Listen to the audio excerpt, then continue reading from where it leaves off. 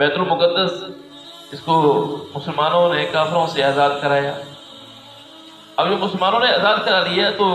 جب تک مسلمان فرمانبرداری پر رہے تو اب کتنی آزادی سے مسلمان کی عبادات بھی کرتے ہیں، اور اللہ تبارک و تعالیٰ کی فرمانبرداری کی وجہ سے اللہ تعالیٰ راضی تھے تو اللہ تبارک و تعالیٰ نے کتنے سہولیات کا معاملہ فرمایا۔ لیکن جب مسلمانوں نے اللہ تبارک و تعالیٰ کی نافرمانی کرنا شروع کی تو وہ یہود جو دنیا کے اندر پستی کی اور ذلت کی زندگی گزارنے والے تھے، چند لاکھ کے یعنی تعداد ان کی چند لاکھ ہے، کروڑوں مسلمانوں پر وہ غالب آ گئے، بلکہ یوں کہا جائے کہ اربوں مسلمانوں پہ غالب آ گئے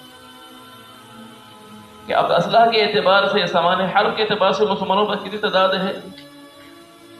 اس کے باوجود چند لاکھ یہودی وہ مسلمانوں پہ غالب نظر آتے ہیں۔ بیت المقدس میں کتنے ہر سال کے اعتبار سے دیکھا جا رہا ہے کہ ہر سال کے اعتبار سے کتنے مسلمانوں کو وہ شہید کر دیتے، حملہ کرتے مسلمانوں کے اوپر۔ اس کی بنیادی وجہ کیا ہے؟ اس کی بنیادی وجہ مسلمانوں کا اللہ تبارک و تعالیٰ کے حکموں پر نہ جمنا ہے۔ اور یہ بھی ہم دیکھتے ہیں کہ ایک مسلمانوں کے دو بڑے گھر دنیا میں اللہ تبارک و تعالیٰ نے مسلمانوں کو دیے، ایک بیت اللہ عطا فرمایا، ایک بیت المقدس عطا فرمایا۔ بیت اللہ کی حفاظت کا وعدہ تو اللہ تبارک و تعالیٰ نے اپنے ذمہ لیا، ہمیں اس کی حفاظت کریں گے، اور اللہ تبارک و تعالیٰ نے حفاظت کر کے بھی دکھائی ہے۔ دیکھیں اصحاب فیل کا واقعہ کہ کیسے انہوں نے، یعنی ایک بادشاہ وہ یمن سے چلتا ہے ابرہہ، اور مسلمانوں کے قبلہ کو گرانے کی ارادے سے چلتا ہے، اور اللہ تبارک و تعالیٰ نے لوگوں سے مدد نہیں لی ہے بلکہ اپنی ایک چھوٹی سی مخلوق کو بھیجا ہے، اس کے ذریعے اللہ تبارک و تعالیٰ اس کی پوری فوج کو ہلاک کر دیا۔ جو وعدہ اللہ تبارک و تعالیٰ نے اپنے ذمہ لے رکھا تو اس کو پورا فرمایا۔ اور بیت المقدس اس کی حفاظت یہ مسلمانوں کے ذمہ ہے کہ جب مسلمان فرمانبرداری پہ ہوں گے تو اللہ تبارک و تعالیٰ ان کو یہ نعمت عطا فرمائیں گے، اور جب مسلمان نافرمانی پہ آئیں گے تو پھر یہی ہوگا کہ مسلمانوں کے اوپر چند لاکھ یہودی ہیں اور آج غالب نظر آتے ہیں۔ تو جہاں اور چیزوں کے بارے میں کوشش کی جاتی ہے، سامان حرب کے بارے میں اور اسباب کی کوشش کی جاتی ہے کہ ان اسباب کے ذریعے ان پر فتح حاصل کی جا سکتی ہے، وہاں اس بات کو بھی سوچا جائے کہ بنیادی وجوہات کیا ہیں جن کی وجہ سے مسلمانوں پہ آج پریشانی کے حالات پیدا ہوئے۔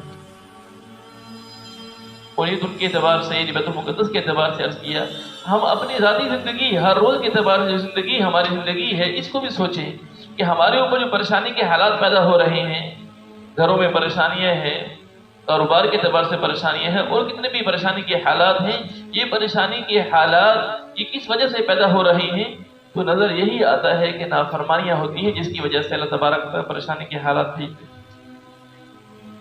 کسی اور پہ پریشانی کے حالات اللہ تعالیٰ حفاظت فرمائے، جو ہمارا عمومی طور پر معاملہ چل رہا ہے، کسی اور پر پریشانی کے حالات نظر آ جائیں تو لوگ یہ کہتے ہیں کہ جس کی نافرمانیوں کی سزا ہے، اور اپنے اوپر پریشانی کے حالات پیدا ہو جائیں تو کہا جاتا ہے کہ جی آزمائش ہے اللہ کی طرف سے۔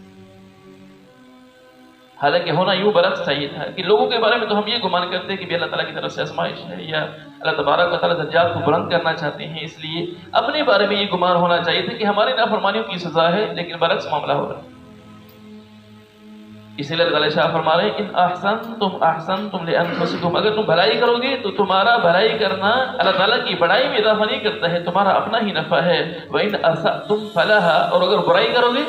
تو برائی کا نتیجہ کسی اور کو نہیں بھگتنا پڑے گا بلکہ تمہاری اپنی ذات کے لیے ہے۔